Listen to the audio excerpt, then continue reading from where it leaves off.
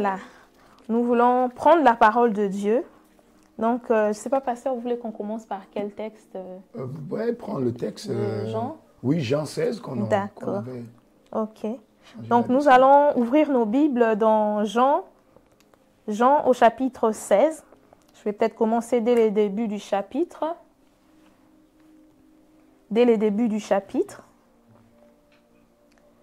Oui, Jean 16, à partir du premier verset, nous lisons au nom du Seigneur Jésus. Je vous ai dit cela afin que vous ne trébuchiez pas. On vous exclura des synagogues, et même l'heure vient où tous ceux qui vous feront mourir croiront offrir un culte à Dieu. Ok. Ils agiront ainsi parce qu'ils n'ont connu ni le Père ni moi. Je vous ai dit cela afin que l'heure venue, vous vous souveniez que je vous l'ai dit. Je ne vous en ai pas parlé dès le début parce que j'étais avec vous. Maintenant, je m'en vais vers celui qui m'a envoyé et aucun de vous ne me demande « Où vas-tu » Mais parce que je vous ai parlé ainsi, la tristesse a rempli votre cœur. Cependant, je vous dis la vérité, il vaut mieux pour vous que je m'en aille. En effet, si je ne m'en vais pas, le défenseur ne viendra pas vers vous. Mais si je m'en vais, je vous l'enverrai. Et quand il sera venu, il convaincra le monde en ce qui concerne le péché, la justice et le jugement. En ce qui concerne le péché, parce qu'il ne croit pas en moi. La justice, parce que je vais auprès de mon Père et que vous ne me verrez plus. Le jugement, parce que le prince de ce monde est jugé. J'ai encore beaucoup de choses à vous dire, mais vous ne pouvez pas les supporter maintenant. Quand le défenseur sera venu, l'esprit de la vérité, il vous conduira dans toute la vérité, car il ne parlera pas de lui-même, mais il dira tout ce qu'il aura entendu et vous annoncera les choses à venir. Il révélera ma gloire parce qu'il prendra de ce qui est à moi et vous l'annoncera. Tout ce que le Père possède est aussi à moi. Voilà pourquoi j'ai dit qu'il prend de ce qui est à moi et qu'il vous l'annoncera. Voilà, nous sommes arrêtés au verset 15. Verset 15. Voilà, moi j'ai lu avec la version second 21. Oui. Et je ne sais pas s'il y a un bien-aimé connecté qui a une autre version. Semeur, et puis j'aime bien la version Parole vivante. Parole vivante. Bientôt, hein, je vais avoir la version ici sur le plateau. Ok. Donc, si quelqu'un peut lire la version Semeur. Donc, la régie est en train de nous mettre des couleurs là aujourd'hui. Là. Ils sont arc-en-ciel aujourd'hui. Ok, la personne peut se démuter et puis mettre, lire la version Semeur et parole vivante, s'il vous plaît. Ah ouais. Qui est courageux pour nous lire la version Semeur ou la version parole vivante? Bon, c'est pas grave, on prend quand même. Bon, ok, on prend parole vivante. Voilà.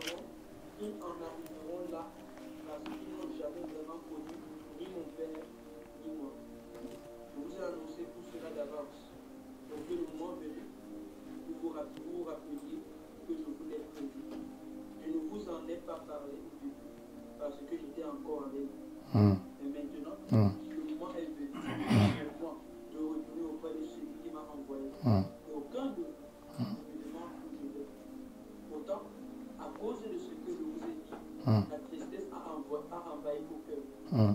Mais c'est la pure vérité que je vais vous dire. Si je m'en vais, c'est pour votre avantage. Hum.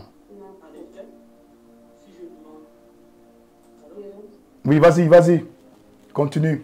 En effet, si je ne m'en allais pas, le conseiller divin ne viendrait pas avec vous. Il est donc préférable pour vous de me voir partir, car alors je vous... En effet, si je ne m'en allais pas, le conseiller divin ne viendrait pas avec vous.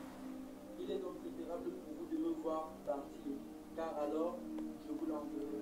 Quand il sera venu, il pourra à ceux qui vivent dans le monde, il prouvera à ceux qui vivent dans le monde la réalité du péché, de la justice et du jugement. Il leur fera d'abord prendre conscience de leur péché, qui consiste à refuser de croire en moi. Il leur fera prendre conscience de leur péché, qui consiste à refuser de croire en moi. Il leur montrera ensuite de quel côté est la justice, en leur disant que je m'en vais auprès du Père. Lorsque vous mourrez,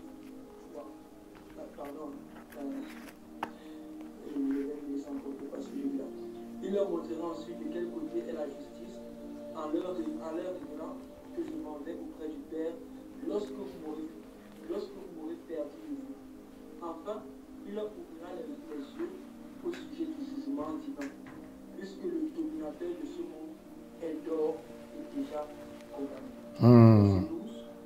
J'aurai encore beaucoup de choses à vous dire, mais elles seraient au-dessus de votre portée. Pour le moment, vous n'êtes pas en mesure de les comprendre. Quand l'esprit de vérité sera venu, il vous conduira vers la vérité tout entière.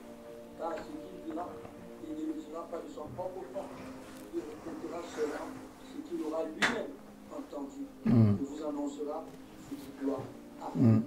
Sa mission sera de manifester ma gloire. Car il puisera dans ce qui est à moi et vous le communiquera.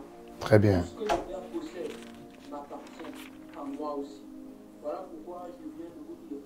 Il puisera dans ce qui est à moi et vous le communiquera. Ouais. Très bien. Merci, Amen. merci, merci. Merci pour cette très bonne lecture dans la version parole vivante. Très bien. On va prendre une dernière version, Summer. Voilà. Ok, on y va alors. Jésus prie pour ses disciples. D'accord. Jean chapitre 16. Après, Je vous ai dit tout cela pour que vous soyez préservés de toute chute. Car on vous exclura des synagogues et même leur bien, pour tous ceux qui vous mettront à mort s'imagineront rendre un culte à Dieu. Ils en arriveront là parce qu'ils n'ont jamais connu ni mon Père ni moi. Je vous ai annoncé tout cela d'avance pour que, lorsque l'heure sera venue pour eux d'agir ainsi, vous vous rappeliez que je vous l'ai prédit. Je ne vous en ai pas parlé dès le début parce que j'étais encore avec vous. Maintenant, je vais auprès de celui qui m'a envoyé, et aucun de vous ne me demande où je vais. Allô, vous m'entendez? Oui, Oui, continue. Ok. Mais à cause de ce que je vous ai dit, la tristesse vous a envahi.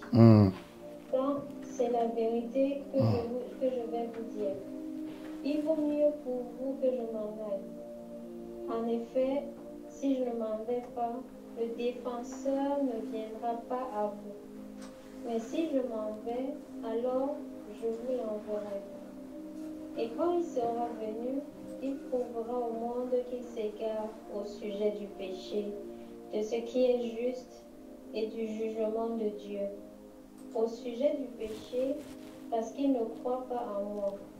Au sujet de ce qui est juste, parce que je m'en vais auprès du Père et que vous ne me verrez plus. Et au sujet du jugement de Dieu, parce que le dominateur de ce monde est d'or et déjà condamné. J'ai encore beaucoup de choses à vous dire, mais elles sont encore trop lourdes à porter pour vous. C'est ça. Quand l'Esprit de vérité sera venu, il vous conduira dans la vérité tout entière, car il ne parlera pas de lui-même, mais tout ce qu'il aura entendu, il le dira et il vous annoncera les choses à venir. manifestera ma gloire, car il puisera dans ce qui est à moi et vous l'annoncera. Tout ce que le Père possède m'appartient à moi aussi. Voilà pourquoi je vous dis qu'il puisera dans ce qui est à moi et vous l'annoncera. Dans un peu de temps, vous ne me verrez plus. Puis encore un peu de temps et vous me reverrez. Amen. Amen, amen, amen. Amen. Ah, ce passage est pathétique puisque très profond. Parce que dans ce passage, il y a plusieurs choses que le Seigneur a données. Et il a dit même ce que je donne là, il y a beaucoup de choses à dire. Derrière je encore. Je ne peux pas expliquer là. Mais le Saint-Esprit va expliquer. Okay? Et après, si vous voyez le passage, et après il a dit dans le verset 16, dans peu de temps, je irai, dans peu de temps, vous ne me verrez plus. Et les disciples sont revenus dessus pour lui poser la question, mais qu'est-ce qu'il me dit par là, dans peu de temps, on passe le voir, dans peu de temps, on le verra.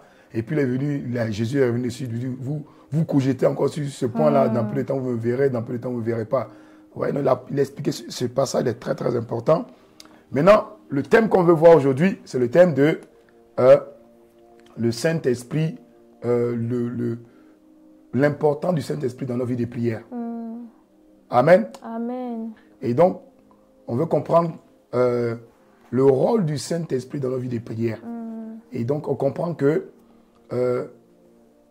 il y a deux éléments qu'on doit comprendre d'abord.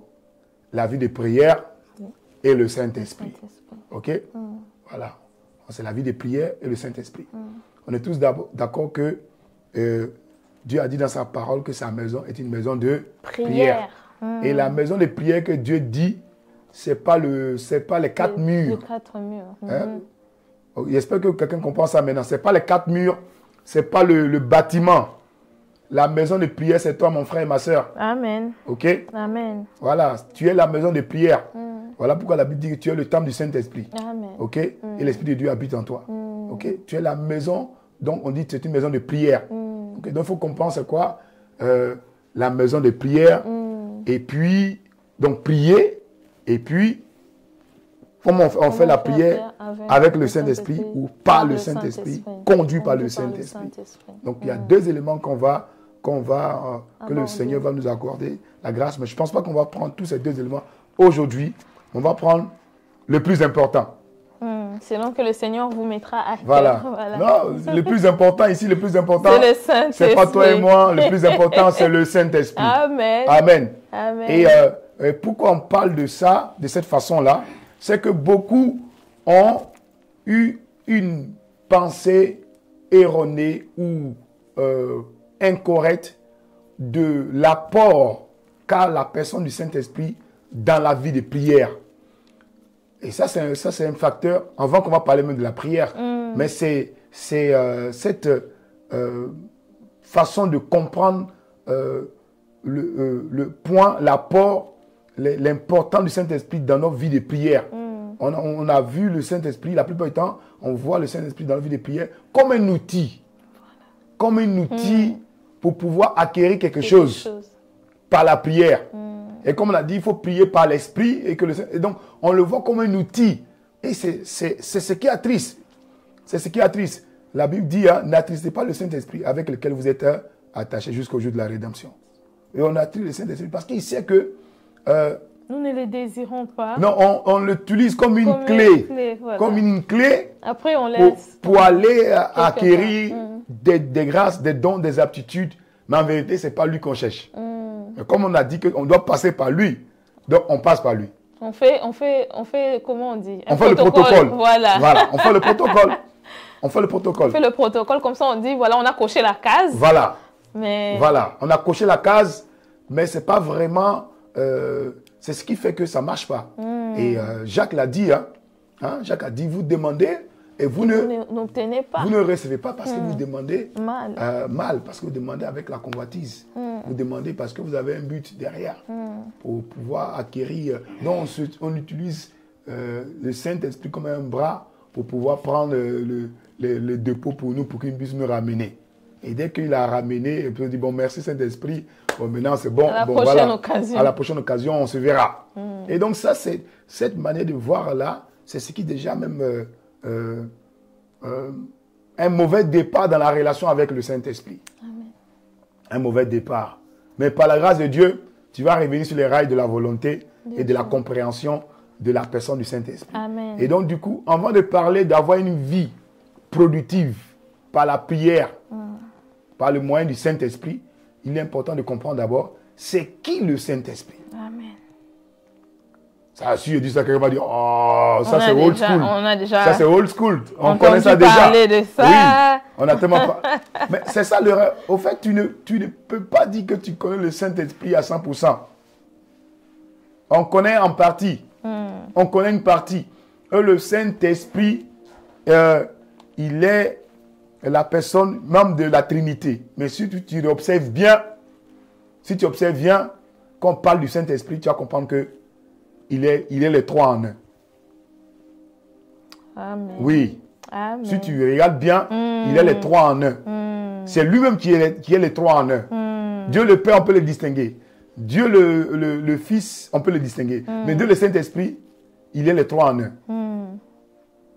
Parce que lorsque Dieu parle, c'est par son esprit. C'est par son esprit. Jésus, c'est aussi par le Saint-Esprit. Qu'il est avec nous.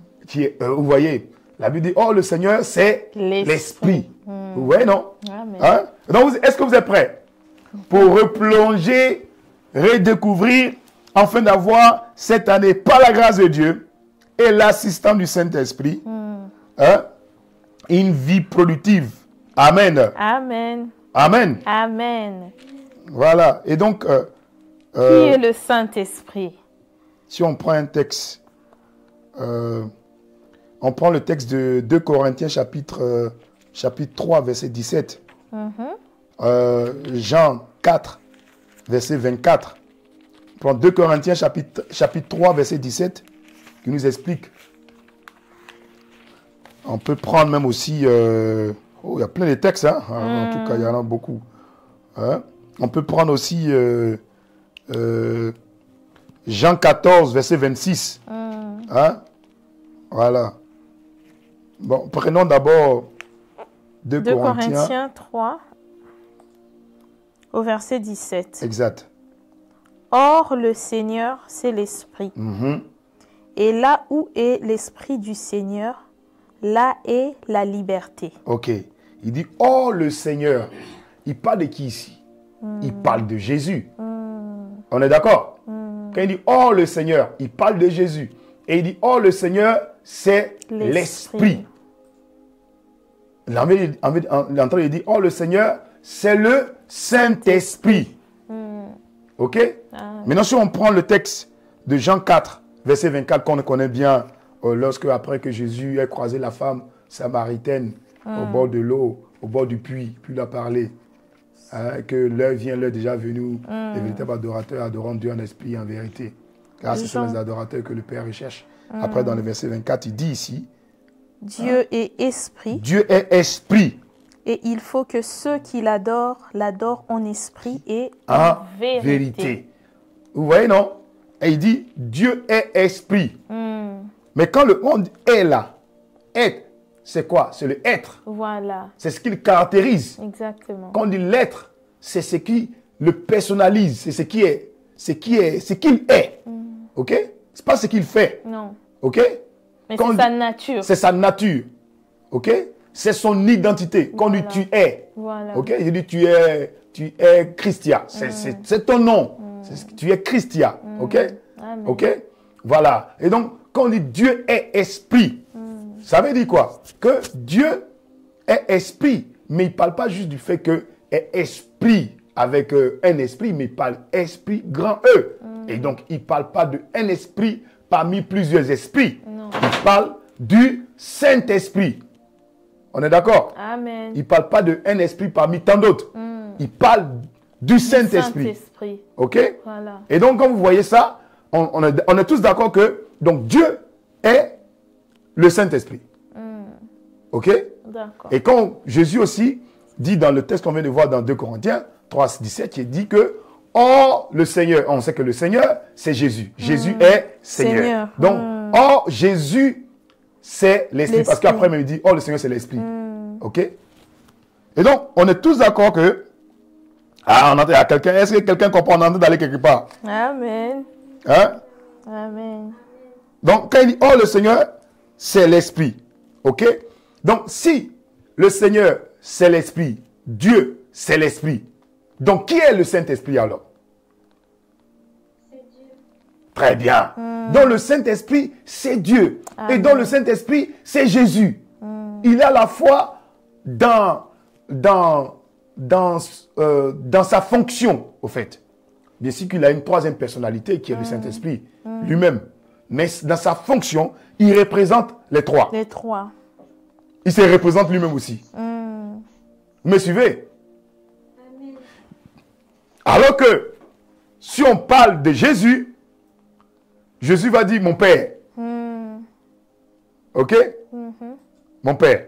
Mais si le texte qu'on vient de lire ici, là, tout à l'heure, le texte qu'on vient de lire tout à l'heure, la Bible nous dit... 4, Non, le texte de base. de Jean 16. Oui. Jean 16 nous dit quoi? Il dit dans le verset 7, cependant, je vous le dis, je vous dis la vérité, il vous est avantageux que je m'en aille, car si je ne vais pas, le consolateur ne viendra pas, mais si je m'en vais, je vous l'enverrai. Et quand il sera venu, il convaincra le monde en ce qui concerne le péché, la justice et le jugement, et en ce qui concerne le péché, etc. Mais voilà, c'est plutôt cette partie. Dans le verset 13, il dit, quand le consolateur sera venu, l'esprit de vérité vous conduira dans toute la vérité. Car il ne parlera pas de lui-même. C'est cette partie les chercher. Voilà. Car il ne parlera pas de lui-même, mais il dira tout ce qu'il aura entendu et il vous annoncera les choses à venir. Voilà. Et donc, du coup, tu te rends compte que le Saint-Esprit aussi, il ne parle pas de lui-même. Voilà. Il parle de la part de Dieu en Jésus. En Jésus-Christ. Voilà. Parce qu'il entend de Jésus pour venir nous le dire. Exactement. Et Jésus reçoit du Père. Exactement. Exactement. Exactement. Donc, ça veut dire que si on veut regarder, voilà pourquoi le texte, je n'ai pas trouvé le verset là, voilà pourquoi le texte dit,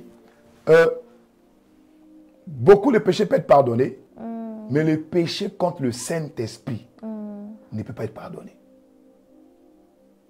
Est-ce que vous me suivez? Hein? Est-ce que vous me suivez? Hein? Vous me suivez, non? Amen. Qu'est-ce qu'on doit comprendre ici par rapport à notre vie de prière, par rapport au Saint-Esprit? D'abord, notre façon de voir le Saint-Esprit. Il faut comprendre que le Saint-Esprit, si tu veux honorer Dieu, si tu cherches Dieu, si tu aimes Jésus, tout ce qui concerne Dieu, le Père, le Fils et le Saint-Esprit, dans ta compréhension, pour pouvoir déclencher les cieux sur la terre, une vie qui est agréable à Dieu, j'ai envie de te dire que ton estimation vis-à-vis de la Trinité, tu dois mettre le Saint-Esprit au-dessus. Amen. Tu dois mettre le Saint-Esprit au-dessus. Je veux dire par là, si tu honores Dieu, que tu honores pas le Saint-Esprit, Tu n'as pas compris. il aura un problème. Pour que ta requête puisse passer vis-à-vis de Dieu, il aura un problème. Mais si tu honores le Saint-Esprit plus que dans ta compréhension de Dieu, tu as honoré Dieu. Parce que les deux autres là se retrouvent dans le Saint-Esprit. Est-ce que vous me suivez? Dieu se retrouve en ce qui concerne, je vais parler en ce qui concerne les activités terrestres. Ok? Hein? Parce que quelqu'un va me dire, mais non, le Saint-Esprit. Non, Voilà. je parle en ce qui concerne Les activités, les ici activités sur la terre. terrestres. Voilà. En ce qui concerne les êtres humains. Je parle d'une manière de la relation entre le divin et l'humain. Entre Dieu et ses enfants. Ok? Je parle de ce contexte-là.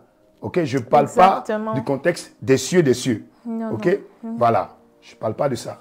Je parle de nous qui sommes co-héritiers avec Christ et héritiers de Dieu. Je parle de ce type de relation. Je parle des enfants de Dieu. Cela est écrit dans Jean 1 à ceux qui l'ont reçu, qui sont devenus enfants de Dieu par la volonté de Dieu lui-même. OK? Amen. Par la volonté de Dieu lui-même. Et donc, notre perspective, notre perception de Dieu doit se trouver, doit être équilibrée, doit être manifestée par notre manière de percevoir le Saint-Esprit. Est-ce que vous me suivez? Amen. Est-ce que vous me suivez? Donc, qui est le Saint-Esprit bien-aimé? Première chose que vous devez comprendre, qui est un rappel, mais il faut comprendre cela parce que ça change notre manière de pouvoir l'invoquer, de pouvoir l'appeler. Le Saint-Esprit, il est le Seigneur et il est Dieu. Il est le Seigneur, il est Dieu. Amen. Je ne parle pas en termes de être, je parle en termes de fonction. Ok? Est-ce que vous me suivez? Voilà, en termes de fonction. En termes de fonction. Donc, quand Dieu doit opérer sur la terre, c'est le Saint-Esprit qui opère. Amen. Quand le Seigneur doit opérer sur la terre, c'est le Saint-Esprit qui opère. Est-ce que vous me suivez? Voilà. Voilà. Et donc, on est tous d'accord qu'il est l'une des trois personnes de la Trinité. Mais il n'est pas le troisième. Parce que parfois, on dit Dieu le Père, Dieu le Fils. On a le sentiment de cataloguer, de dire, ok, le Dieu est haut, Jésus-Christ est au milieu, Saint-Esprit est en bas. C'est pas vrai. C'est pas vrai. C'est pas vrai. Et donc, il est important de comprendre cela, que le Saint-Esprit, il est, non seulement, il est en termes de fonction, il est le Seigneur, il est Dieu, il est le gouverneur. Amen. Il est le gouverneur, c'est-à-dire l'administrateur des activités du royaume. Amen. Amen. Amen. Hein? Amen. Amen. Et donc, et on connaît aussi que, on sait que le Saint-Esprit est l'esprit de vérité ou encore le consolateur. Ok? Amen. Donc, ces éléments sont importants de comprendre cela pour savoir qui est le Saint-Esprit dans notre communion et surtout dans notre vie de prière. Dans notre vie de prière. Dans notre vie de prière. Parce que plusieurs peuvent se retrouver entre eux et dire j'ai mon sujet de prière et je vais demander l'aval au Saint-Esprit. Je vais demander au Saint-Esprit s'il est d'accord. Je vais prier pour ça. Saint-Esprit, vraiment, je veux avoir acheté telle maison. Je te prie de m'accorder la grâce de pouvoir avoir la maison. Ça c'est toi qui pries pour demander au Saint-Esprit l'aval. Ce n'est pas le Saint-Esprit qui prie en toi. Non. Vous voyez? Et donc, il est important de comprendre qui il est. Le Saint-Esprit, il est qui pour nous? D'abord, il est qui pour nous? Avant de parler de il va faire quoi pour nous? Parce que tant que cette notion de savoir qui est le Saint-Esprit, c'est notre vie de prière ne sera pas stable. Aujourd'hui, on va prier par rapport à cette connaissance de qui il est, et demain, on va prier autrement. On va prier autrement. On va prier par rapport à nos émotions. On va prier par rapport à la situation. On va prier par rapport au challenge. On va prier par rapport aux défis qu'on voit. On va prier par rapport à ce qu'on veut matérialiser, aux actions qu'on veut mener. Donc, du coup, on n'est pas sous la soumission de l'esprit. Vous voyez, non? Est-ce que quelqu'un me suit? Amen. Voilà. Mais repartons dans le texte. On a beaucoup à apprendre dans ce texte-là. Amen. Repartons. À quel niveau, pasteur? Verset 7. Verset 7. Et puis on continue. Cependant, je vous dis la vérité, il vaut mieux pour vous que je m'en aille. En effet, si je ne m'en vais pas, le défenseur ne viendra pas vers vous. Mais si je m'en vais, je vous l'enverrai. Oui. Si je m'en vais, je vous l'enverrai. Et regarde ce qu'il va dire. Qu'est-ce que le Saint-Esprit vient faire? Continue. Et quand il sera venu... Quand il sera venu. Il est important de comprendre cela. Parfois, on n'a pas compris. Regardez 3 choses que le Saint-Esprit vient faire avant de faire tout ce qu'on imagine le reste là. Les 3 choses, tu peux le lire. quand le Saint-Esprit sera venu. Écoutez ça très bien. Et quand il sera venu, il convaincra le monde en ce qui concerne le péché, la justice et le jugement. Et le jugement. Donc, vous avez compris, quand le Saint-Esprit vient, ce n'est pas ce que nous avons compris dans Actes chapitre 1, verset 8. Quand le Saint-Esprit viendra sur toi, tu auras la puissance. Et beaucoup ont cette pensée-là, que le Saint-Esprit, c'est juste la partie armement. Et donc, quand le Saint-Esprit vient, ben voilà, je prie en langue, c'est que j'ai le Saint-Esprit. Je prie en langue et je prophétise. Et donc, ça y est, je suis en train de faire, je suis sous la houlette, je suis sous la bannière, je suis sous la conduite du Saint-Esprit. Mais ce n'est pas ce que Jésus a dit au préalable. Il dit, quand le Saint-Esprit sera venu, qu'est-ce qu'il va faire?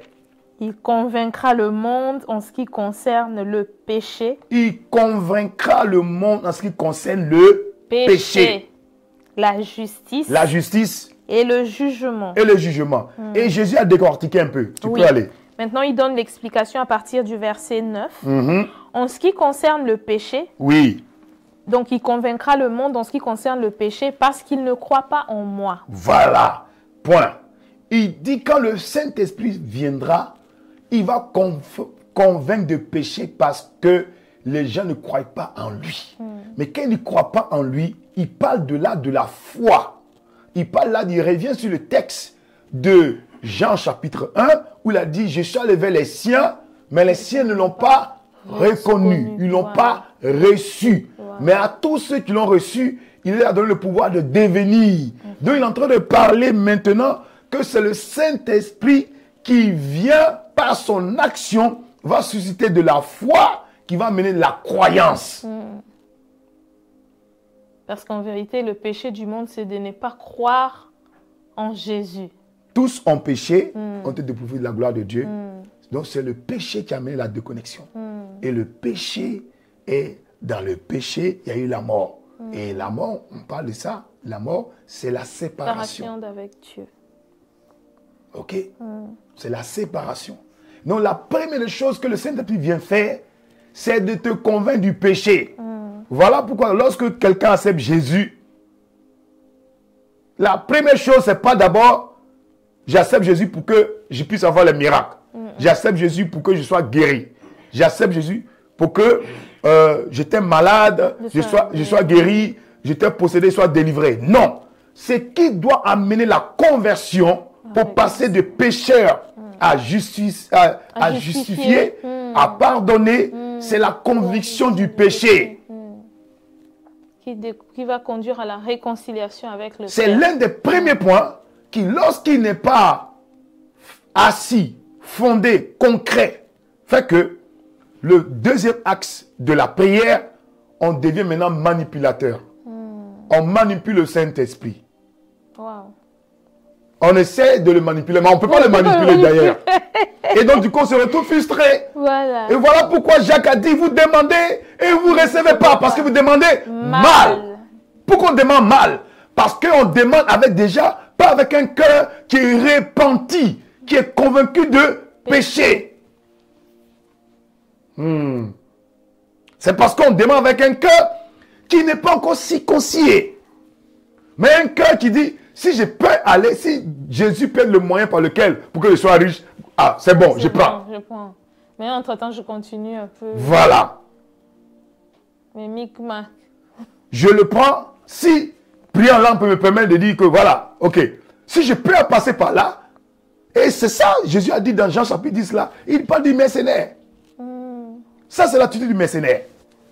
Donc nous-mêmes, ça s'en rend compte, on devient mercenaire dans la main du Seigneur, parce que ce qui nous amène au salut n'est pas la conviction du péché. Ça, j'insiste dessus. Wow. Ce sont les besoins. C'est les besoins. C'est les attentes. C'est ce qui frappe aux yeux. C'est la démonstration. Et du coup, qu'est-ce que ça fait? Mais comme il n'y a pas la conviction au péché, quand ta prière vis-à-vis de Dieu, elle n'est pas packagée correctement. On sent là quelqu'un qui cherche, oui, Jésus, Seigneur, mais on sait qu'il est politicien en fait. C'est un démarcheur. Wow. Sans faire exprès, hein. Mhm. Et donc, qu'est-ce que je suis en train de vous dire, que je ressens, c'est que c'est qui un chrétien doit se sentir qu'il est vraiment chrétien quand il a en lui la conviction du péché. Donc, bien aimé, si ce soir, là où on est, et tu te dis chrétien, tu vis, mais tu pêches, tu es là, tu pêches, tu tombes, tu te lèves, et puis, tu n'as pas de problème. Il n'y a pas la conviction du péché. S'il n'y a pas la conviction du péché, c'est le premier point. C'est encore compliqué. C'est le premier point. Parce que le Saint-Esprit va venir d'abord, pas autre chose. Quand il a dit, les éléments qu'a donné Jésus, ce n'est pas en désordre. C'est d'abord la conviction du péché. C'est pour sauver le pécheur. Amen. C'est pour sauver le pécheur. Voilà pourquoi lorsque quelqu'un est vraiment converti, lorsqu'il est converti et il accepte Jésus, automatiquement, ce qu'il avait l'habitude de faire, dès qu'il fait ça, dès qu'il se retrouve en train de faire ça, il y a une tristesse qui vient à lui. Cette tristesse qu'il n'avait pas avant, qu'il commence à avoir parce qu'il était convaincu du péché. Amen. Amen. Et j'en profite pour dire, il y a plusieurs qui disent, oh oui, on doit t'enseigner, on doit t'enseigner. Oh, mais on ne nous enseigne pas tout, on ne nous a pas appris ça, donc nous on ne savait pas que nous, quand on fait ça, c'était pas bon. Voilà. La conviction du péché. Moi, je dis, ok, ça c'est, ça, quand je vois ça, je comprends que, comment tu es converti. Parce qu'en vérité, quand tu es converti par l'esprit et par la conviction du péché, il y a des choses dans ta marche avec l'esprit, on n'a même pas besoin de t'enseigner. L'esprit lui-même t'enseigne, comme dit Jean. Il t'enseigne. Il t'enseigne la politesse. Il t'enseigne la tempérance. Il t'enseigne la douceur. Tu ne vas pas à l'école dessus un banc de classe. Gloire sont rendues à Dieu pour PCNC. Mais tu n'as pas besoin, tu ne vas pas au PCNC pour apprendre. Le PCNC vient pour confirmer, élaborer, équilibrer, perfectionner, amplifier ce qu'il a commencé avec toi. Et c'est pas là que tu dois. C'est pas là que tu as dit, oh moi je ne savais pas. Est-ce que quelqu'un me suit? Amen. Oh, c'est froid. Oh, là, Saint-Esprit, j'espère qu'on n'a pas tapé fort. Non, mais pasteur, ça, c'est très pertinent, ces points, parce que je pense que ça vaut la peine vraiment que vous continuez à creuser là-dessus.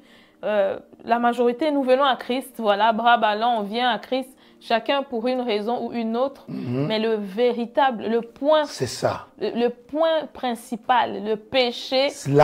S'il n'y a pas la conviction de péché, s'il n'y a pas la conviction de péché, que le Saint-Esprit n'a pas pu inculquer ça en toi, ta relation avec Dieu va être comme ça, va être yo-yo, va être comme ça. Aujourd'hui ça va, demain ça va pas. On vient à l'église. Voilà comment tu vas te retrouver. Si tu es dedans, tu es en train d'être délivré, mon frère. Voilà comment tu vas te retrouver. Tu es converti, mais le lendemain, tu n'as pas envie d'aller à l'église. Oh, toi tu viens accepter Jésus, ça fait 2 semaines. Oh non, vraiment, j'ai pas envie. Je suis allé là-bas la dernière fois là, on m'a pas salué. Tu es encore dans les... C'est parce que il n'y a pas la conviction du péché. Je vous assure, quand il y a la conviction du péché du Saint-Esprit en toi, oh, à 6 h du matin, tu as les yeux ouverts, tu attends le dimanche.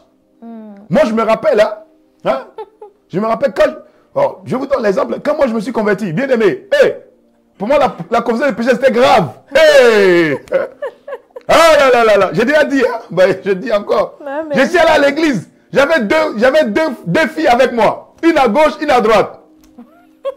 Pauvre fille. Jésus. Elles m'ont dit, bon, Il s'est fait la peine d'aller là, on est allé en boîte. Elles m'ont dit, bon, allons quand même à l'église. Ah, il dit, bon, moi je vous accompagne, c'est pas trop vos histoires là. Donc je suis allé avec elle. J'avais si tu vois les chaussures que je portais, c'était grave, hein. Les New Rocky là, les chaussures qui vont 2 mètres là. Donc je suis allé, je suis assis là comme ça. Et le message a commencé à me mitrailler. Quand le message a commencé à me mitrailler, les jeunes dames ont commencé à regarder à gauche, à droite. Elles commencent à se regarder. Je suis au milieu d'eux, mes larmes ont commencé à couler. Mes larmes ont commencé à couler. Le message n'est pas terminé, moi je suis debout. En pleurs. Wow. Il n'a même pas besoin de dire qui veut donner sa vie à Jésus. J'avais déjà les mains comme ça. Il tente de tracer ma vie. Et quand je donne ma vie à Jésus, la conviction de péché, après, pour aller à l'église, parfois je devais prendre le bus. Mais ça a coïncidé, quand Dieu fait les choses, ça a coïncidé avec j'ai perdu le travail. Hein? J'avais perdu le travail. J'avais commencé à peine le travailler. Jeune étudiant. Et donc j'avais des projets. Comme on n'était pas trop sage, on a pris prendre de grosses maisons. Maison avec piscine. Miséricorde. Alléluia. Et donc, il fallait payer. C'était chaud. Et donc, ça a coïncidé avec cette histoire-là. Et comme je donne ma vie, après, j'ai plus de véhicule. Je marchais 2 heures aller pour aller prendre le bus. Pour aller à l'église. 2 heures pour aller prendre 2 heures pour aller prendre le bus. Parce que là où j'étais, c'était dans les quartiers c'était en Afrique du Sud, on appelle ça les sabab. Les quartiers fermés, tout ça là. Voilà. Les quartiers résidentiels où il n'y a pas il n'y a pas de bus qui passe là-bas. C'est loin quelque part perdu. Et je devais marcher 2 heures pour aller. Ceux qui connaissent l'Afrique du Sud, j'étais à Bech-Acres. Et il fallait que je parte à Cape Town Park, vers la gare là-bas, pour aller prendre le bus. Ça prend 2 heures de marche. Je marchais, je priais, je criais, je pleurais. Je voyais ma misère. Quand il y a la conviction de péché, lui-même t'entraîne. Il te dit ça, tu arrêtes. Ça, tu arrêtes. Tel ami, tu arrêtes. Ça, tu n'as même pas besoin de prédication. Il est le prédicateur de ta vie.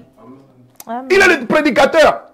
Bien qu'on arrête nos histoires là. On se cache, non, on n'a pas enseigné ça. Non, quand tu as le Saint-Esprit, tu as l'enseignant qu'il te faut. Là, je n'ai pas donné d'amen. Amen.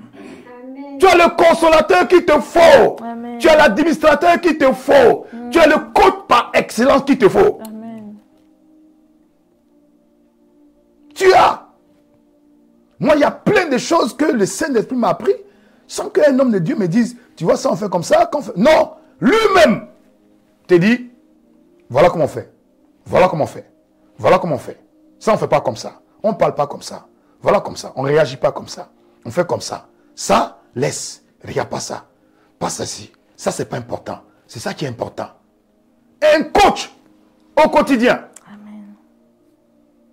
Un coach au quotidien. Mais le premier facteur qui va mener le coach au quotidien, c'est la conviction du péché. Parce que la conviction du péché t'amène le brisement. Amen. Elle t'amène le brisement. Tu te sens comme un rien du tout. Ce jour-là, je ne peux pas oublier cette date-là.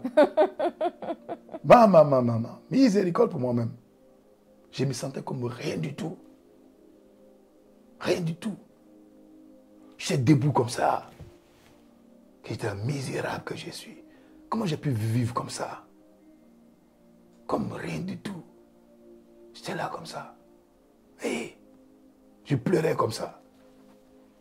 Et ils m'ont pris là comme on dit, calme-toi, calme-toi, calme-toi. Hey! Calme-toi, calme-toi. Il y avait d'autres qui donnaient les vies là-bas, on ne montait pas dans le même niveau. Oui, calme-toi, calme-toi, calme-toi. Calme-toi. Ça va aller, calme-toi. Oh, vous savez, quand la repentance, elle est... Oh, quand... Aïe, aïe, aïe, aïe, aïe. Elle change, elle métamorphose. Tu n'es pas là. Non, tu changes. de manière drastique. De manière drastique, je vous assure, c'était de manière drastique. C'était pas non, oui, on a changé, mais bon, on fait comment, Seigneur, on a encore le petit copain là, bon, on gère un peu, on va voir. Bon, encore, j'ai dit, je vous assure, c'était quand il y a la conviction du péché. On ne peut pas. Hey, je vous assure, tu jettes tout. J'ai tout jeté. J'ai tout mis à la poubelle. On dit, ah, j'aimais le CD là. Ah, c'était le CD là. Ah, oh, jetez-moi ça à la poubelle là-bas. Mes chaussures bizarres là, j'ai donné cadeau aux gens. Quand tu étais heureux du prendre, ça dit, ah, vous prenez si vous voulez, comme vous voulez, ça c'est mon problème. Alléluia. Quand il y a la conviction du péché, elle envoie le... En fait, c'est ça la conversion en fait. C'est ça la conversion. Il y a une conversion. Il ne peut pas avoir conversion dans le comportement s'il n'y a pas de conversion dans le cœur. Amen. Donc, qu'est-ce qu'on peut comprendre par là, pasteur? C'est-à-dire qu'il y a des situations où des gens qui ne sont pas véritablement convertis. Ah, ils sont en transition de conversion. En transition de conversion. Mais le facteur qui est important dans ta communion avec l'Esprit, le premier facteur, c'est la conviction du péché. Si tu n'es pas conscient que tu as péché et que tu étais dépourvu de la gloire de Dieu, tu n'apprécieras en aucun moment la gloire de Dieu qui te donne. Tu n'apprécieras à aucun moment la grâce de Dieu qui t'est offerte. Amen. Bien au contraire, tu vas prendre, tu vas le jeter à la poubelle. Au pied. Tu vas le fouler au pied. Tu vas le délaisser, le dédaigner, le mépriser. Parce qu'il n'y a pas la conviction que tu étais détourné et que tu étais égaré et que tu étais perdu et que tu étais dépourvu et que pour ton cas, était foutu. Tant que tu n'as pas ça et que tu te dis oui, je viens, mais et que le Saint-Esprit est une option par laquelle on peut réussir. Voilà. Et le fait d'avoir accepté Jésus, c'est un complément à ta vie. Voilà. Ça un peut accélérateur de destinée. Voilà. Un accélérateur de destinée. Ça va faire que le jour que tu vois que le Saint-Esprit ne peut pas t'accélérer, tu vas faire plan B. Toi-même, tu vas aider le Saint-Esprit. Non, plan B, non. Saint-Esprit là, tu vas trop lentement. Moi-même, j'ai géré cette partie-là. J'ai trouvé déjà. Mais je te dis, Saint-Esprit, j'ai bientôt avoir 40 ans. Tu dis, non, il faut m'adorer. Non, là, je prends le frère à l'extérieur, je l'envoie. Moi-même, je vais le prier, je le convertis, je vais le prêcher, je lui donne la parole, il va prendre la scène, et puis ça va aller. Miséricorde. Vous voyez, non? Et donc, je chante caricaturé, mais c'est pas ça. Mais, voilà. Je dis par là, tu lui laisses pas le plein pouvoir. Pourquoi? Parce que tu n'es pas convaincu que tu as besoin de lui. Que tu es hors de la plaque. Que tu as loupé. En dehors de lui, que tu as raté le but. Vous voyez? Wow. Parce que c'est ça le péché. Exactement. Être déconnecté de Dieu. Être dépourvu de Dieu. Tant que tu n'es pas convaincu que je suis déconnecté et que tu crois que tu es tout connecté, ben tu vas prendre le Saint-Esprit comme un canal plus. Un canal de plus. Donc quand ça ne va pas, tu dis, ben, allons aux anciens sentiers. On verra. Ah, ça fait Jésus là. Allons d'abord. Ah, faisons d'abord, on verra. Parce qu'il n'y a pas la conviction du péché. Je n'ai pas dit forcément que tu as péché. Mais c'est la conviction du péché d'avoir été détourné de Dieu. D'avoir été séparé de Dieu. C'est ça. Donc quand le Saint-Esprit vient, voilà le premier objectif. 1. Est-ce que vous m'écoutez? Si quelqu'un doit noter ça, qu'il note. Ce n'est pas le reste qu'on voit là. C'est d'abord 1. Conviction du péché. Conviction. Conviction. Conviction. Amen. Concernant le péché. Après, deuxième. Maintenant, c'est la justice. Le troisième, le jugement. Ok? La justice. Il vient te convaincre par rapport à la justice. Mais il va t'expliquer de la justice de Dieu. La justice de Dieu. La justice de Dieu. Dieu a aimé le monde. Il a donné. Et tu l'as, afin que quiconque, quand lui ne périsse point, puisse avoir la vie éternelle. On était dépourvu de la volonté de Dieu. Mais à cause de l'œuvre achevée de Jésus à la croix, on nous a été libérés. On a été affranchis. La justice de Dieu. Et donc, du coup, tu comprends que c'est vrai, tu t'es détourné et que tu étais convaincu du péché. Et maintenant, il brandit la justice. Et que tu es justifié. Et là, maintenant, tu sais, quand tu savais que tu étais dépourvu de la gloire de Dieu. Et que maintenant, tu es justifié, tu apprécies la justice. Amen. Tu chéris la justice que tu as. Tu entretiens la justice que tu as. Tu marches dans la justice de Dieu que tu as reçue. Et que tu es aussi. Voilà. Tu es justifié. Et donc tu marches pas parce que par ta capacité, mais par la justice de Dieu qui t'a pas regardé comme pour arracher. Qui t'a pas condamné, mais il a nettoyé, lavé ta vie en donnant son fils unique, Jésus-Christ, afin que toi, tu puisses revivre. Afin que toi, tu aies la vie éternelle. On connaît le texte, hein, de 2 Corinthiens 5, 18. 17, oui, mais 18. 18 plutôt, ok? Oui. Voilà. Il dit tout cela vient de Dieu qui nous a réconciliés avec lui par le bien de Jésus-Christ. Vous voyez? Et donc, la justice. La justice. Pourquoi je dis ces éléments, ces 3 éléments sont importants pour nos vies de prière? Parce que c'est ça même qui va te donner le mindset, l'attitude, lorsque tu vas prier, lorsque tu rentres en prière, lorsque tu es en train d'invoquer, lorsque tu es en train de réclamer les grâces, la manifestation de la volonté de Dieu, tu n'es pas en train de quémander. Amen. Est-ce que vous me suivez? Amen. Donc, tu sais que tu ne méritais pas à cause du péché. Mais gloire soit rendue à Dieu par le bien de son canal de son fils Jésus. Tu l'as obtenu qui t'a justifié, dont il t'a racheté, dont il t'a affranchi, dont il t'a libéré. Et donc, quand tu es conscient de ça, et donc tu t'approches de Dieu par le canal du Saint-Esprit avec assurance, avec joie, avec privilège d'avoir reçu. Tu dis, waouh, je suis privilégié. Waouh, je suis aimé de Dieu. Dieu vient d'ouvrir mes yeux. J'étais destiné à la mort, à l'abattoir. Mais son amour a parlé dans ma vie. Amen. Est-ce que vous me suivez? Amen. Et donc, son amour a parlé dans ma vie. Et donc, tu marches comme un juste, justifié par Dieu. Pas par les œuvres, mais par Dieu. Et donc, du coup, ça fait que quand c'est justifié, les passants qu'on aime bien de Matthieu qui explique, cherchez premièrement le royaume des cieux. Et quoi? La justice. Et quoi? Et sa justice. Et les milliards? Non. La justice. La Voilà. justice de Dieu. La justice. Hein? Donc la première chose, le royaume des cieux, c'est le Saint-Esprit.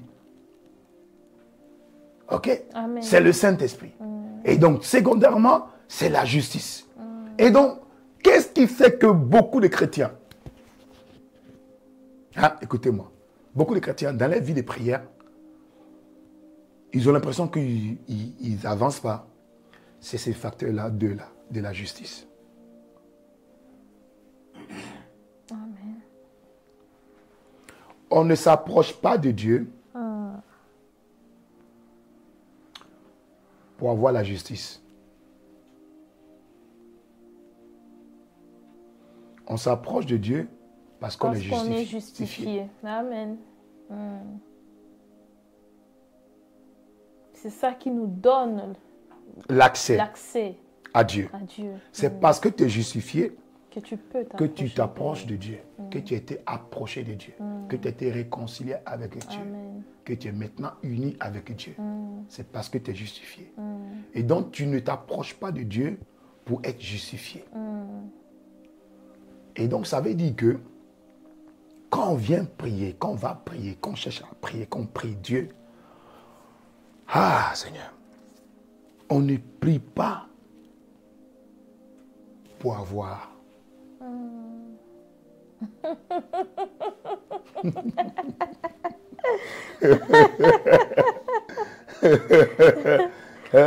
Donne-moi un exemple. Tu veux quoi par exemple? Tu veux quoi? Donne-moi un exemple. Ou quelqu'un sur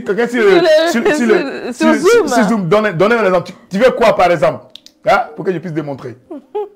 Tu veux? Ah, le mariage. Hey, alléluia. Oh. Tu auras le mariage par la grâce de Dieu. Mais, je vais expliquer. Quand tu t'approches vers Dieu pour le mariage, hein? Tu fais le point de prière, le mariage. Hein? Tu entends dire que Dieu t'a pas donné le mariage. C'est pour ça que tu parles de ça, que je veux le mariage. Le mariage. Ah, miséricorde. Tu vois? Et si par exemple, tu veux l'argent, Seigneur, je veux l'argent. Donc, que ce soit le mariage, les enfants, etc. Donc, tu viens demander à Dieu qu'il te fasse justice. Parce qu'il y a injustice. Ah, tu as compris. Donc, tu penses que c'est injuste. Moi, je n'ai pas d'argent. Moi, je ne suis pas mariée. Alors, Seigneur, je veux. Justifie-moi. Tu veux justice. Et c'est pour ça que Luc explique que le juge unique, là, et la femme, et la veuve, elle dit... Et les pater cria à lui, nuit et jour, fais-moi justice. Fais justice. Fais-moi justice. Fais-moi justice de ma partie adverse. Et Jésus dit, entendez quand le juge unique a dit, mais à cause de cette femme qui vient m'importuner chaque fois, c'est vrai que je ne considère personne, mais le fait que cette femme vient m'importuner chaque fois pour demander justice, je le fais justice pour qu'enfin qu'elle puisse me laisser tranquille. Et Jésus dit, écoutez ce que dit le juge unique. Maintenant, Dieu tardera-t-il à votre égard? Je vous dis, il vous fera promptement justice. Ok? Pourquoi il dit promptement justice? Ça dit que c'est évident. Amen. Après, il relate en le disant, mais est-ce que... Il va trouver la foi. La foi. Il va revenir. Ok? S'approcher de Dieu, c'est ce que j'ai compris. En ce qui concerne ta vie, ta bénédiction, ta grâce, tout ce que tu veux. Ah. J'ai dit aussi, demander ou recevoir. Bon, parce que ça, c'est en train d'expliquer là. Léon dit, parce qu'il y a la prière avant la résurrection. Voilà. Amen. C'est ça que beaucoup mélangent. Où on dit demandez, vous recevrez, voilà. Cherchez, vous trouverez, frappez, l'on vous ouvrira. Avant que Jésus ne remonte au voilà. Père. Ça, c'est la prière de avant. Mais la prière de après la résurrection, elle est différente. Amen. Parce que la prière avant la résurrection, c'est parce que le Saint-Esprit n'est pas encore venu. Ok? Le Saint-Esprit n'est pas encore venu. Ok? Mais quand le Saint-Esprit vient, c'est ce qu'il est en train de dire. Quand le Saint-Esprit vient ici, il vous conduira. Il n'a pas dit vous allez demander. C'est lui qui va vous conduire. Dans toute la vérité. Dans toute la vérité. La vérité en ce qui concerne tes besoins. Tes besoins. Amen. Tu vois, non? Il va t'en conduire dans la vérité par rapport à tes besoins. C'est-à-dire qu'il va ouvrir tes yeux par rapport à tes besoins. Il va ouvrir les yeux par rapport à ton mariage. Il va ouvrir les yeux par rapport à ton travail. Il va ouvrir les yeux par rapport à ton ministère. Il va ouvrir les yeux par rapport à tout ce que tu peux imaginer ou penser. Par son esprit, qui est où encore? En toi. Et donc, quand on rentre dans la dimension de la prière, de la vie de prière après la résurrection, ayant eu le Saint-Esprit, on ne demande plus à Dieu. On est dans l'action de grâce. On ne demande plus. On ne demande plus, Seigneur, donne-moi. C'est qu'on fait, c'est l'illumination, qu'on soit éclairé. Quand tu es éclairé, c'est discerner, distinguer le potentiel que tu as en toi. Parce que tout ce que tu devais avoir, quand tu as reçu le Saint-Esprit, il te l'a déjà donné. Est-ce que quelqu'un me suit? Amen. Il y a des questions?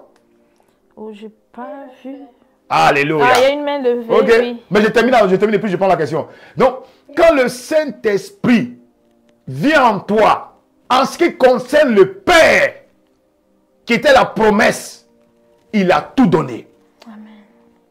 Donc, le Père même un peu surpris que tu as le Saint-Esprit et puis tu lui dis, j'ai pris, oh Dieu, donne-moi le travail. Oh Dieu, oh, donne-moi la sagesse. Oh Dieu, donne-moi, ouais, non? Me suivez, non? La promotion. Il donne-moi la promotion. Oh, donne-moi l'intelligence. Oh, Saint-Esprit. Oh, donne-moi. Non. Tu as déjà le Saint-Esprit. Amen. Quand tu as le Saint-Esprit, tu as l'intelligence. Voilà. Maintenant, c'est laisser le Saint-Esprit te conduire Amen. dans l'intelligence. C'est pas pareil. Amen. Et donc, quand tu demandes au Seigneur, tu demandes à Dieu, mais je veux ça. Il dit, mais on lui a donné le Saint-Esprit, non? Parce que Luc dit, si vous qui êtes méchants, savez donner de bonnes choses à vos enfants, à plus forte raison, Dieu ne vous donnera pas au Saint-Esprit à celui qui lui demande. Ah oui. On n'a pas dit les choses, mais le Saint-Esprit. Vous me suivez, non? Donc, le Saint-Esprit est le package de tout ce que tu cherches, tout ce que tu veux, tout ce à quoi tu aspires. Donc, dès que tu as le Saint-Esprit, tu rentres maintenant dans un programme de formation, de coaching. Et donc, dans le coaching, les lois du coaching, c'est l'obéissance. Fais, viens, va, attends, donne. Et donc, dans les lois, il va commencer à te montrer. Il va commencer à t'expliquer. Il va commencer à te dire, ça c'est ça, ça c'est ça, ça c'est ça. Et tu vas dire, ah c'est ça, ça c'est ça. Et donc, tu n'as même pas besoin de demander. Il t'explique. Et même quand tu demandes, il va te dire, c'est pas le moment. Il ne te répond pas. Il t'explique. Parce que quand ta vie est totalement avec l'Esprit du Seigneur, conduit par l'Esprit, il va t'amener, comme a dit la parole, il va t'amener de gloire en gloire. Il va t'amener de révélation en révélation. De profondeur en profondeur. Au fait, tu n'as même pas le temps même de demander plus parce que tu es déjà en train de comprendre déjà ce qu'il t'a donné là, que tu t'en rends compte qu'une porte ouvre une autre porte. Sans que tu aies demandé que porte ouvre-toi. Mais quand tu es en train de creuser dans la porte qu'il a ouverte pour toi, tu vas t'en rendre compte que dans l'approfondissement de cette porte-là, dans le fond de cette porte, il y a une porte qui s'ouvre en même temps. Et une autre porte s'ouvre. Et une autre porte s'ouvre. Une autre porte s'ouvre. Une autre porte s'ouvre. Une autre porte s'ouvre. Tu n'es plus dans le domaine de demander. Est-ce que vous me suivez? Amen. Maintenant, je prends la question. Amen. Merci, pasteur. J'avais une question, c'est concernant le passage où Jésus dit, tout ce que vous demanderez en mon nom, je vous l'accorderai. Cela veut dire en fait qu'on ne doit pas demander, on n'a plus besoin de demander pour soi, même si je comprends bien. Oui, tu commences à comprendre bien maintenant. Tu commences à comprendre bien. Oui, vas-y, continue le verset, je te laisse terminer. Cela veut dire en fait que c'est pour les autres, c'est pour d'autres personnes qu'on doit demander. Ah non, là, il faut qu'on acclame. Là, c'est bien, ça c'est bien. Amen. Aïe. Yes. Mettez les cœurs. Waouh. C'est ça, exactement. C'est ça. Pile poil. C'est ça. Mais voilà le vrai défi. Voilà le vrai défi du chrétien. Si tu réussis ça, tu as tout réussi. Tu as tout réussi. Parce qu'en ce qui te concerne, toi, tu as tout reçu. Tu n'as pas besoin de demander quand tu l'as reçu. Tu deviens maintenant un éclaireur pour les autres. Quand tu demandes, ce n'est pas pour toi. c'est pour les autres. Amen. Est-ce que vous me suivez? Amen. C'est pour les autres. Wow.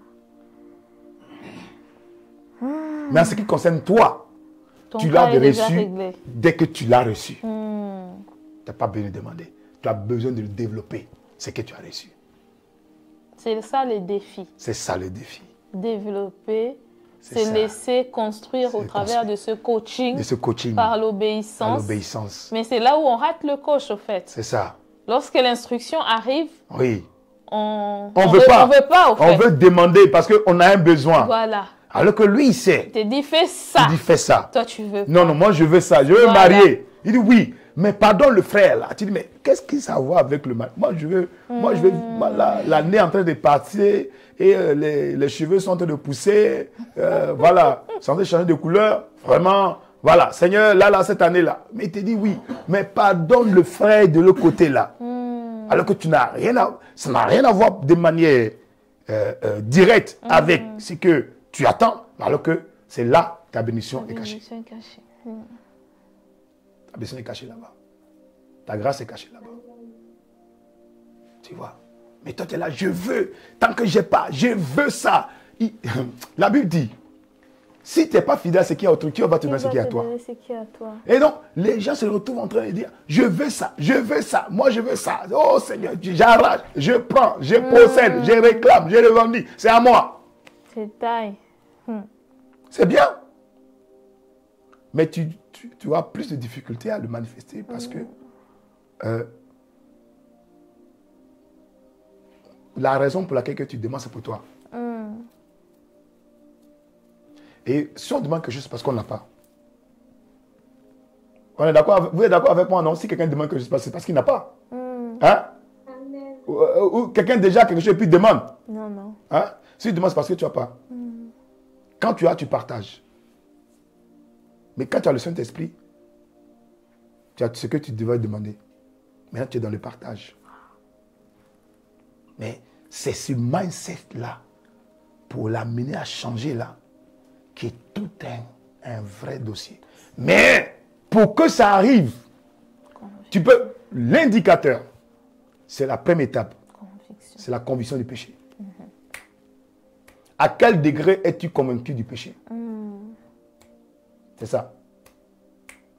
Quand cette partie-là n'est pas assise, il aura des difficultés pour la deuxième partie de la justification. Tu auras l'envie de faire la justification pour toi. Je veux justice pour moi. Je demande ça pour moi. Ça, je veux pour moi. Moi d'abord, moi. Ça pour moi. Parce que tu n'es pas brisé.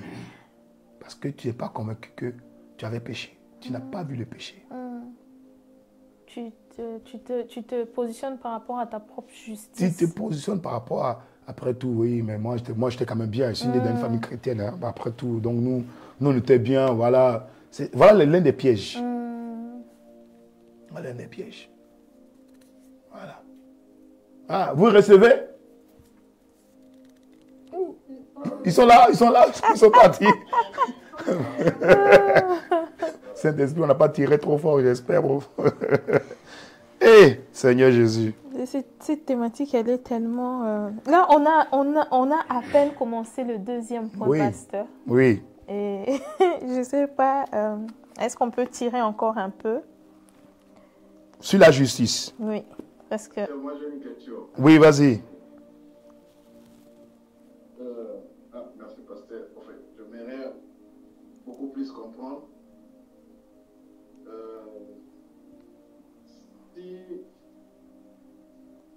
Si on a déjà,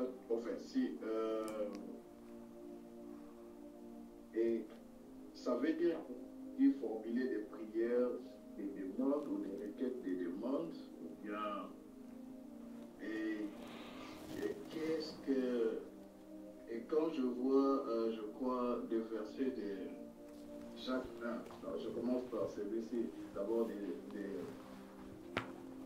versets des Jean, je crois, où Jésus dit que non, jusqu'à présent, ça doit être Jean 16, 24, où Jésus dit, jusqu'à présent, vous n'avez rien demandé à mon nom. Demandez, vous recevez, afin que votre joie soit parfaite. Oui, c'est ça ici. C'est le 24, c'est le même passage. Hein? Oh, c'est la suite. Jusqu'à présent, vous n'avez rien demandé à mon nom. Demandez et vous recevrez, afin que vos joies soient parfaites. Mais qu'est-ce qu'il faut demander? Voilà. J'ai rendu ça avec aussi Jean et Jacques 1, 5, qui dit si quelqu'un d'entre vous manque de sagesse, qu'il la demande à Dieu. Oui. Qui donne à tout simplement et sans reproche.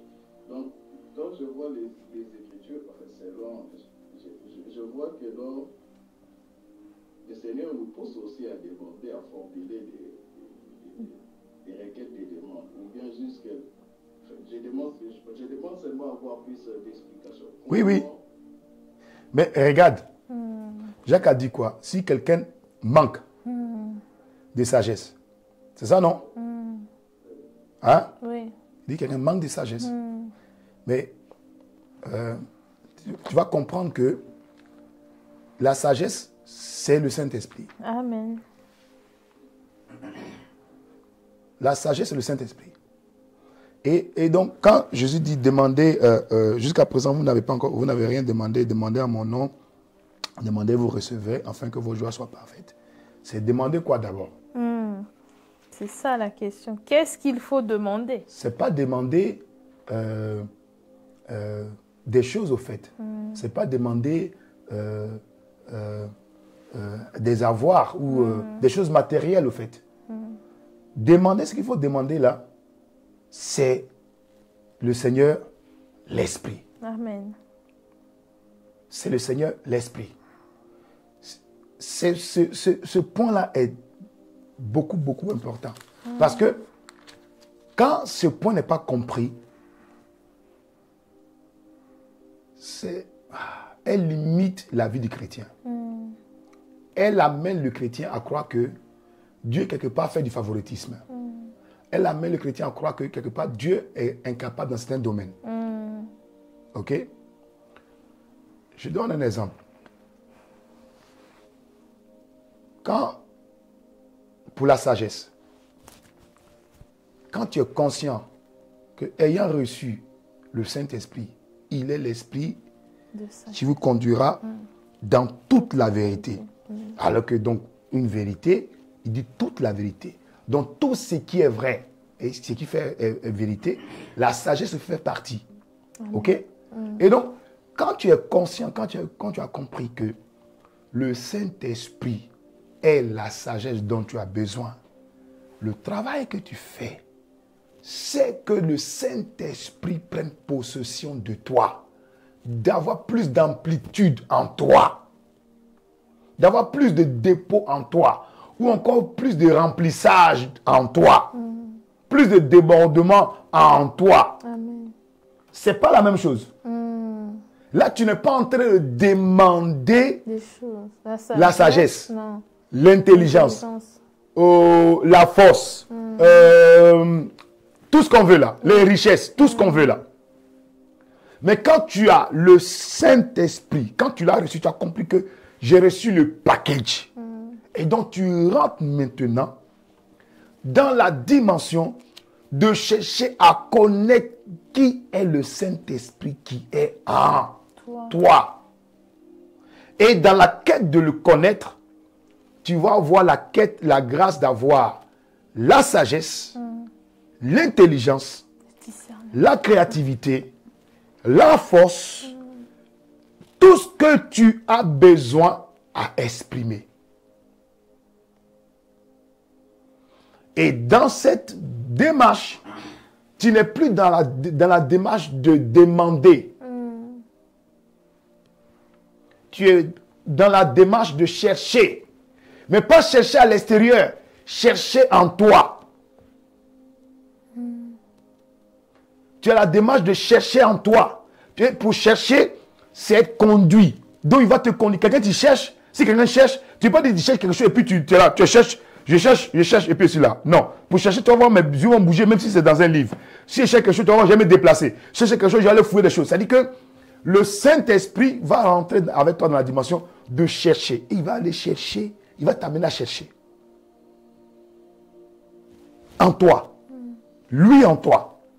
Et donc il va te montrer s'il y a eu des des choses qui ont été faites qui fait que tu n'arrives pas à manifester une certaine capacité. Il va te dire, dans sa communion, dans sa marche, il va te dire, il y a tel blocage ici. Il y a telle action que tu dois faire ça. Il y a tel truc que tu dois enlever. C'est pour ça que tu n'arrives pas à faire ça. Il va se révéler en toi. Il va se révéler dans ton cœur. Il va se révéler dans ta manière de parler. Il va se révéler dans ta manière de percevoir. Donc, au fait, il va illuminer à l'intérieur de toi. Il va t'éclairer. Et donc, c'est sur l'éclairage que tu as. Maintenant, quand tu es conscient de l'éclairage que tu as, ta requête, si c'est une requête pour, je donne un exemple, pour la sagesse, qu'a dit tout à l'heure le frère, tu ne vas pas dire, Seigneur, donne-moi la sagesse. Tu vas dire, Seigneur, je te rends grâce de la sagesse que tu m'as donnée. Et que tu vas manifester. Amen. C'est pas pareil. Amen. Donc, tu seras dans l'action des grâces et non dans la requête. Non, parce que tu ne peux pas concevoir quelque chose que tu n'as pas reçu. Et c'est toujours au degré de ce que tu as reçu que tu vas manifester. Donc, quand tu es conscient que tu as reçu le Saint-Esprit, donc tu as reçu la sagesse, et tu rends grâce à Dieu pour la sagesse, et que tu laisses le Saint-Esprit manifester la sagesse en toi, il va parler maintenant avec sagesse. Il va parler maintenant avec créativité. Il va parler maintenant avec conviction. Et donc maintenant, parce que tu as rendu grâce, regardez même comment Jésus a travaillé. Jésus a pris 5 pains et 2 poissons. Il n'a pas dit, Père, voilà les 5 pains, que multiplie-les. Père, voilà les 5 pains, qu'au nom de Jésus. Bon, c'était lui-même qui parlait. Quand les disciples vont manger, quand les disciples, j'ai partagé avec les disciples, qu'il y ait un miracle. Non. Il n'a pas utilisé cette expression. Non. Vous n'avez pas compris. Il a utilisé une loi spirituelle. Très puissante. Et on a dit, Père, je te rends grâce pour ces 5 pains. Et ces 2 poissons. Et ces 2 poissons. Merci, Père, pour la provision. Allez, distribuez. C'est tout. Allez. Je suis sûr que les disciples l'ont regardé et dit, mais le gars là, il se moque de nous, c'est quoi? Mais ils ont obéi quand même. Mais ils ont obéi. Et il a commencé à distribuer. Ça n'a pas changé dans les mains. Et maintenant, ils sont allés maintenant le donner. Et c'est là, et la multiplication. Et donc, c'est le fait d'être conscient que tu as reçu, que tu reçois. Donc, j'aimerais dire quoi? Tu reçois d'abord avant de recevoir. Amen. Est-ce que vous me suivez? Tu reçois avant de recevoir. C'est quand tu es conscient que tu as reçu, qu'en même temps tu as reçu. Mais tant que tu n'es pas conscient que tu as reçu, même si tu demandes, tu ne reçois pas. Amen. Amen. Oui. C'est quand tu es conscient que tu as reçu, quand tu es conscient que tu as reçu, que tu reçois. Et tu rends grâce que tu as reçu. Mais si tu demandes de recevoir, donc tu n'es pas conscient que tu as reçu et tu ne reçois pas. Donc tu ne reçois pas et tu es de plus en plus frustré. Et comment ça se passe? Parce que quand tu n'es pas conscient que tu as reçu, c'est ce qui s'est passé. C'est ce qui s'est passé avec Jean-Baptiste. La Bible dit que Jean-Baptiste était précurseur de Jésus-Christ. De telle enseigne que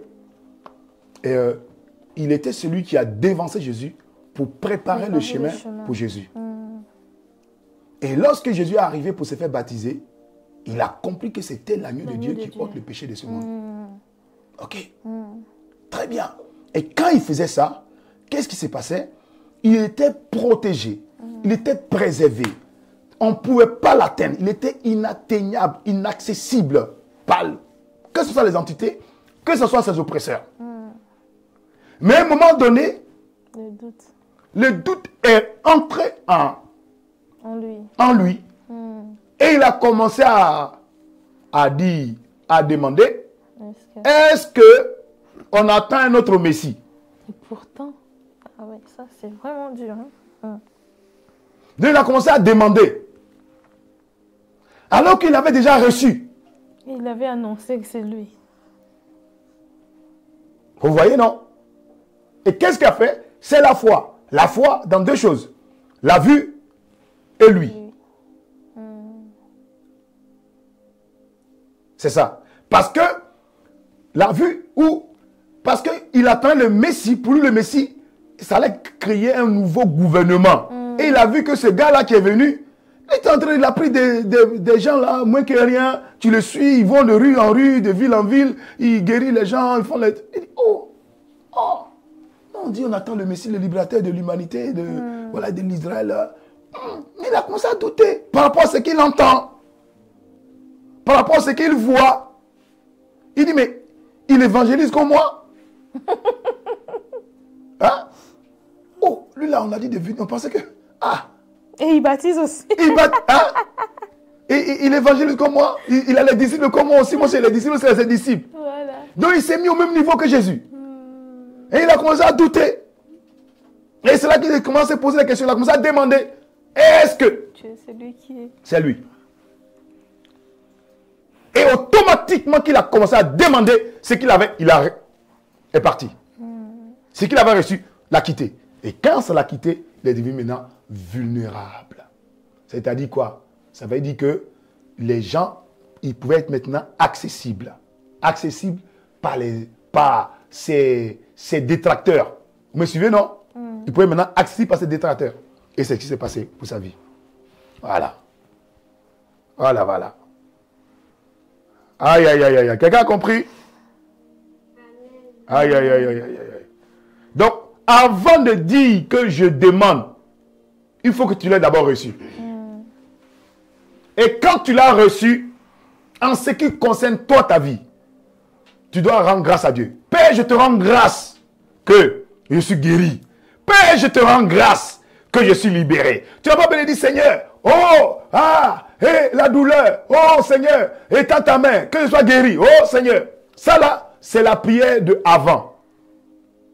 C'est la prière avant la résurrection. Cette prière-là, c'est bien. Je ne dis pas que ce n'est pas bien. Mais c'est un long chemin. Wow, pasteur. Mais la prière après la résurrection, c'est la prière, tu es en ligne directe avec le Père. Amen. Père, je te rends grâce que j'étais malade. Alors que tu trembles, mais je suis guéri. Amen. Père, je te rends grâce. Amen. C'est ta volonté que je sois guéri. Père, je te bénis. Je te rends grâce pour le travail que j'ai obtenu. Je te rends grâce pour cette porte ouverte. Alors que tu n'as pas encore le boulot. Est-ce que quelqu'un me suit? Amen. Je te rends grâce. Bon, maintenant, ça tu voulais le mariage. Je te rends grâce. Cette année, pas ta grâce, le mariage. Je te rends grâce. Amen. Alléluia. Alléluia. Pasteur, On va arrêter là. Pour ce soir, on va peut-être s'arrêter ici. Et on va prier en même temps. On va prier parce que cette Seigneur. Thématique, par la grâce de Dieu, on va continuer la prochaine fois. Alléluia. Seigneur, on va prier. Prions. Père, nous voulons te dire merci. Père, nous te rendons grâce, Seigneur, pour cette thématique ô combien importante qui vient éclairer, qui vient nous redimensionner, nous remettre sur le droit chemin, nous remettre sur le Seigneur, sur le standing, sur la manière dont tu vois les choses opérer selon les clés du royaume. Seigneur, merci parce qu'aujourd'hui nous te rendons grâce pour ce jour que tu as fait, qui vient illuminer nos cœurs, nos yeux. Nous te rendons grâce parce que tu nous montres le potentiel, les grâces, les dons que tu nous as donnés, qui sont enfouis en nous. Nous te rendons grâce qu'il n'y a rien que tu as laissé au hasard, que tu nous as laissé dépourvu de grâce, de capacité. Seigneur, nous te rendons grâce pour le dépôt que tu as mis en nous par la personne de l'Esprit. Nous te rendons grâce pour la sagesse que tu nous as donnée par la personne du Saint-Esprit. Nous te rendons grâce pour l'esprit de force que tu nous as donné, l'esprit d'amour, l'esprit de sagesse, d'intelligence. Nous te rendons grâce, Seigneur. Merci parce que cette année, ça sera une année où tu illumines les yeux de nos cœurs, comme l'apôtre Paul avait prié en disant, je prie que le Seigneur illumine les yeux de vos cœurs, afin que vous sachiez, afin que vous connaissiez. Seigneur, merci Père, pour cette année, merci pour ce projet, ce programme, cette plateforme qui vient nous éclairer, qui donne la sagesse aux simples. Tu nous conduis dans la vérité, tu nous donnes la paix, la justice. Seigneur, merci Seigneur dans le nom de Jésus. Nous te rendons grâce Seigneur. Et Père, nous te recommandons cette nuit. Parle-nous, montre-nous le coach par excellence que tu es. Saint-Esprit, montre-nous la voie que nous devons suivre. Enseigne-nous, tu es l'enseignant par excellence. Enseigne-nous Seigneur. Montre-nous la voie. Conduis-nous dans les sentiers de justice. Béni soit le nom de notre Seigneur Jésus-Christ. Oh, le Seigneur, c'est l'Esprit. Merci Abba Père. Merci Dieu le Père. Merci Dieu le Fils et Dieu le Saint-Esprit. Nous te recommandons ce moment. Béni soit ton nom. Et nous te recommandons aussi la session prochaine. Amène-nous la grâce. Accorde la grâce d'aller encore en profondeur, en sagesse et en révélation. Au nom de Jésus-Christ, nous avons ainsi prié. Amen. Amen. Amen. Amen. Nous Amen. Soyez rendons bénis. grâce à Dieu. Nous avons beaucoup reçu. En tout cas, allons encore méditer là-dessus. Amen. Amen. On a compris vraiment que le point de départ, c'est la conviction du péché. Oui. Donc, C'est ça. si nous sommes nés d'Esprit Saint, normalement, nous devons marcher avec cette conviction de péché. Ouais. Que le nom du Seigneur soit béni Amen. pour cette session. Et nous nous retrouvons le mercredi prochain par la grâce de Dieu. Amen. D'ici là, portez-vous très bien. Et continuez à propager la bonne nouvelle au sujet de ce programme afin que plusieurs soient bénis. Amen. Bonne soirée. Bonne soirée. God bless you. Soyez bénis. Voilà. Bonne semaine à tous. Hein? Et à la semaine prochaine À par la sa semaine grâce. prochaine. Amen. God bless you. Amen. Peace. Amen.